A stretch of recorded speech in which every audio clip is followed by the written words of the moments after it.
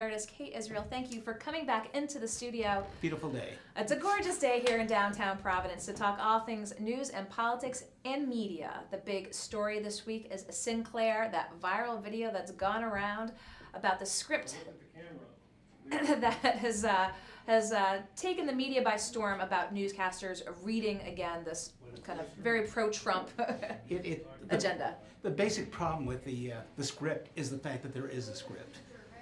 In other words, the content of the script isn't all that complicated. It says, there's fake news out there. We don't want to be guilty of doing it. Therefore, let us know. But the problem is that when you've got, according to one study last week, 62 stations broadcast that, word for word, with a different, of course, local person making the statement. The problem is they're basically trying to establish their credibility by establishing a relationship between the local broadcaster and the audience, and not pointing out that it's their overall message, which Sinclair has been pretty strong with over the years.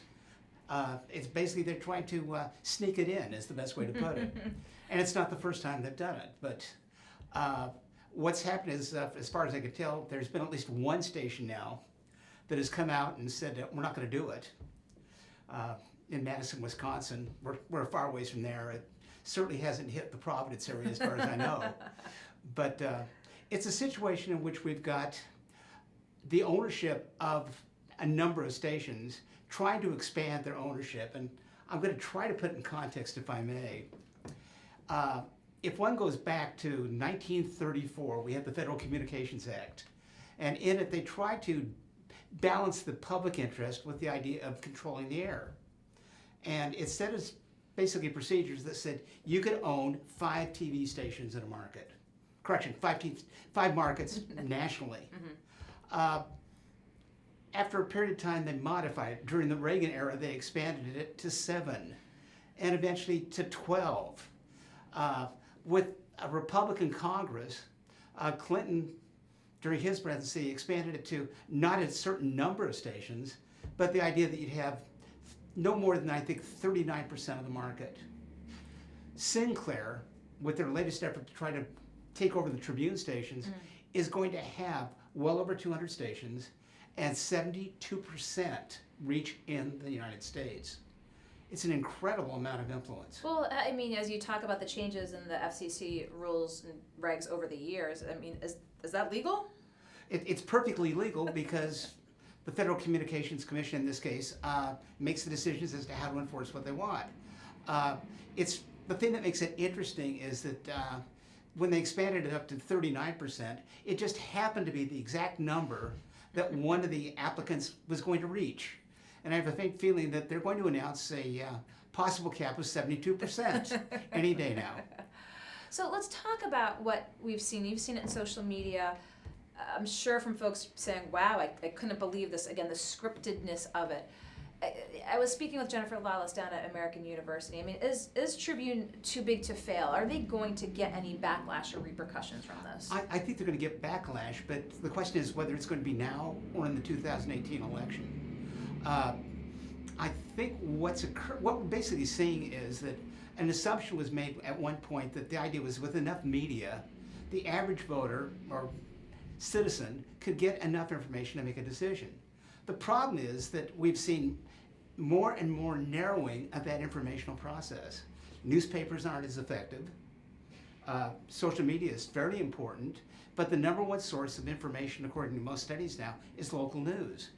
He who controls local news probably has more influence than just about anyone else. And if it happens to be an organization that takes a conservative viewpoint, that has actively campaigned against Democrats in the past, it isn't exactly what you call, to quote another network, fair and balanced. And so you talk about potentially either ramifications taking place now or closer to election time. Do you think we'll see, I know there's a candidate in Kentucky that said, no, I'm not putting any advertising on my affiliate down here of Sinclair. Will we see more of that? I think... Or is it so difficult for the candidates, like, oh my gosh, with their reach? The problem is reach, but that reach is diminishing. And it's just the ability to try to set an agenda across the nation that Sinclair has that strength in. I think we're going to continue to see diminished influence of television. There's no question about it. we are seeing, quite honestly, the fractionalization of information. We're fracking it. Information fracking. We are in the ground. I know it. Trying to find that natural gas. And so, what does that mean for the electorate? It means, well, first of all, we're living in a cocoon era, as you know. Yes. It means people get information from where they want to get the information, rather than getting what might be more neutral sources. The whole idea of journalism up through the 50s and into the 60s was the idea of objectivity. The idea was that there were enough newspapers out there and enough TV stations that you had to be objective and neutral. But what we've seen with the emergence of 24/7 news and cable news is that people are now beginning to gravitate towards their opinion. And so what we're going to see, I think, is more and more division, as I said, fractionalization, if there's such a word, of the population, and less healing. And so you talk about folks going on to get the news that they want. Was this really started by Murdoch in the Fox era? I think, yeah. I think it was enhanced significantly. Let's put it that way.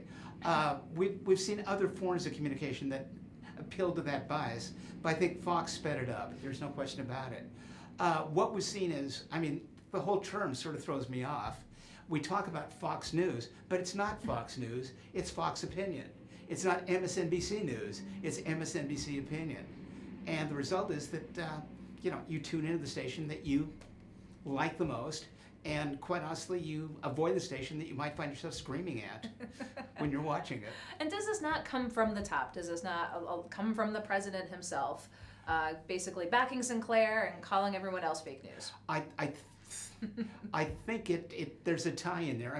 The difficulty is that President Trump is the one that's going to have to decide who's on the FCC. He's the one that's going to be pushing enforcement or lack thereof, and therefore I think he's getting pretty much what he wants.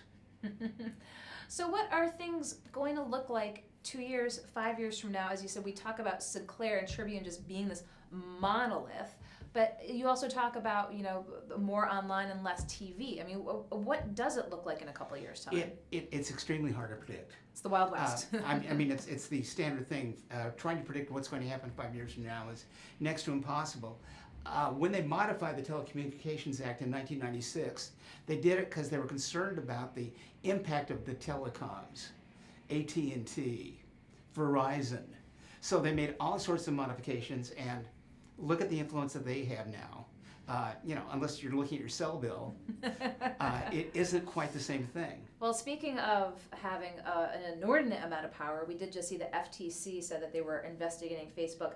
But once again, Facebook got slapped on the wrist in 2011 by the FTC. And I think in their statement last week when they had issued that, they recognized the fact that Facebook maybe wasn't adhering to everything in the settlement it was supposed to as of 2011.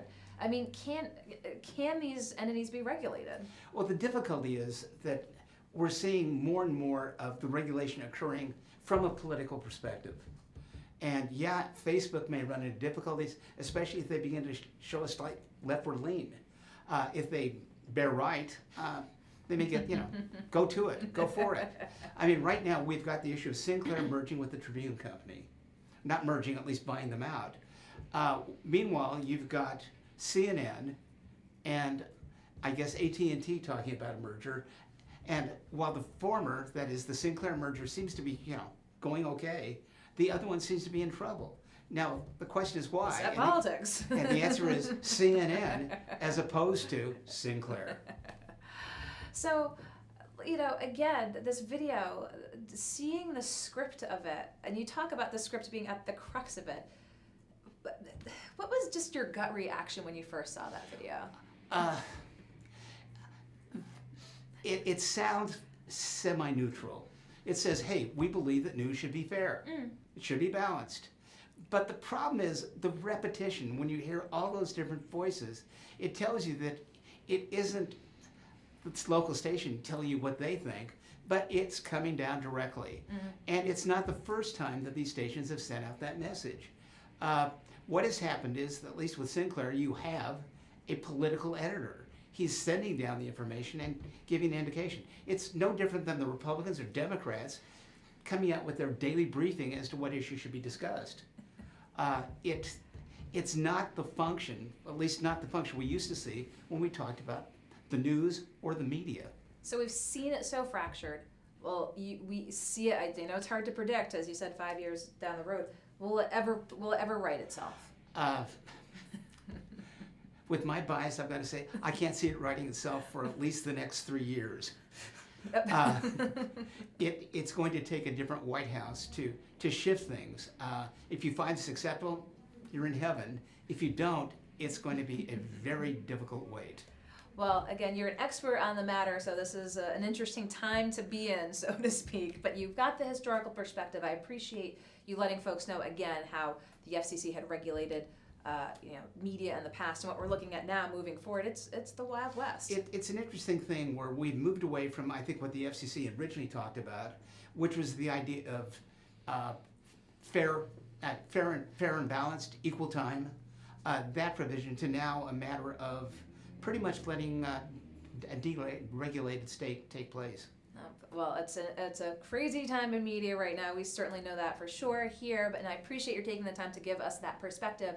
Again, if you haven't seen the video, I'm surprised. And so we've got it on GoLocal Prov, again, mentioning the JAR affiliate here, taking part in it as well. So take a look, and we're going to continue to keep an eye on all media matters as they pertain to news and politics. So Kay Israel, thank you for taking the time. I'll let you take your notes with you, unless... Okay. Maybe I'll keep them for a little homework. Okay. Okay, Kay Israel, thank you so much. Professor Emeritus from Rhode Island College, Professor in Communications. Very apt to have him here in the studio, following, again, the Deadspin compilation of Sinclair scripting across the country and here in Rhode Island as well, so appreciate his taking the time to come in. It's been a busy day here in GoLocal. We started off at 3 o'clock with Ava Gaudette in the Navigant Credit Union Broadcast Center.